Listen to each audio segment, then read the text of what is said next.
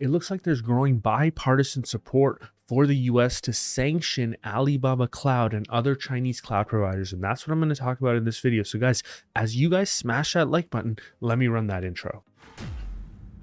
What's up, guys, and welcome back to the channel. So it's been about a year now, and it looks like the calls for sanctioning Chinese-based cloud providers from participating in any sort of commercial activity with US providers is more and more being called to be banned or sanctioned in the US. And so let's dive into this a little bit more. So just a couple of days ago, there were actually Republican senators that came out and said that the Biden administration should sanction Huawei Cloud. I apologize that I can't pronounce that properly, and other Chinese firms. And this comes on the tail of the Biden administration actually reviewing Alibaba for the past year to see if that they're going to sanction the Alibaba cloud business from operating in the US as well. And so let's dive into this a little bit further. So a group of 9 Republican senators urged the Biden administration to impose sanctions on Huawei and other Chinese cloud service providers. And they're essentially citing national security concerns. And what they're saying is that these companies are increasingly engaging with foreign entities and in some cases sanctioned foreign entities. And they provide an example. So they're saying that Huawei launched its Sky Cloud Computing Constellation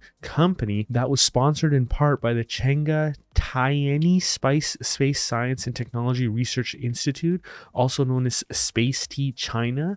And the Republicans noted that Space Tea was recently sanctioned by the Treasury Department for providing significant satellite imagery assistance to entities in the Russian Federation. And so effectively what the Republican senators are saying is not something that's coming out of left field. They're citing real concerns over entities that are participating with Huawei's cloud business. And you guys may all remember that in May of 2019, the Commerce Department added Huawei to a trade blacklist over US security concerns. This was also added to a list here in Canada as well. And so we are all familiar with the Huawei brand being a high-risk brand, or at least seen as a high-risk brand. And the letter went on to also ask the Biden administration officials to add Alibaba Cloud to the Commerce Department's export control list, arguing that its close ties to the Chinese military renders it a clear ongoing national security threat. And like, you guys may not remember, but at least a year ago, it was the Biden administration that was already looking into sanctioning Alibaba Cloud. So this is not new news. And so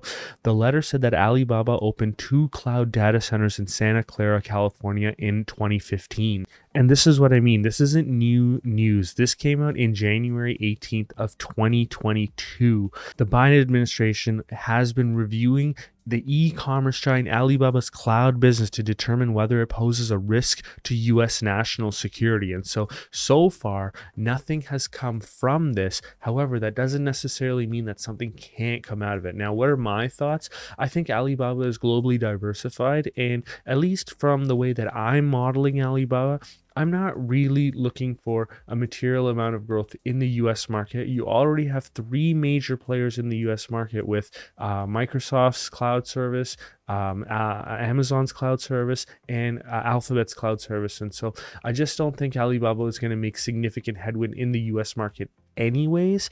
And so the growth prospects for Alibaba is really in the China and then some of the international regions that they're going after. And so worst case scenario, if they're banned from operating with US entities, I don't know if that's a material economic risk for Alibaba, although there could be some downstream risks, right? Because if there's a company that's looking to sell products into the US but they're using Alibaba cloud products, does that pose a risk to them? I don't know what the answer here is, but the direction of these second order, third order sanctions and how they impact companies could provide a lot of disruption in the global economic environment. And so I think these senators and everyone who's participating in this should really be careful, because you could really impact the global economy. I don't know if they're concerned about that at the moment.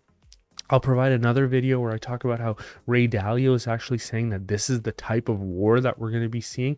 And so, let's continue to watch this. But overall, I'm still a buyer of Alibaba. Its overall position in the portfolio continues to go down as, more capital is being added to the portfolio, and I haven't been adding to Alibaba. And so it's just kind of growing less and less in importance of the overall portfolio, but I still maintain my positions. But the point that I wanted to make is that I had just mentioned that, my growth thesis for the cloud business does not take into account growth in the US market. And then you can see it here where I'm growing revenue at around 3% for 2023, and then 7.5% for 2024, and 10% thereafter. And the point that I want to make here is that these granular models, I think they're really good at helping you, understand how to sort of like look at the business and try and model it out. And so the Patreons of this channel get full access to the Alibaba model. And if investing in China is not for you, if you click right here and go back to the tracker, what you actually get is a list of all the companies that I'm following. And so I've grayed out a lot of the names, but there's Alibaba there,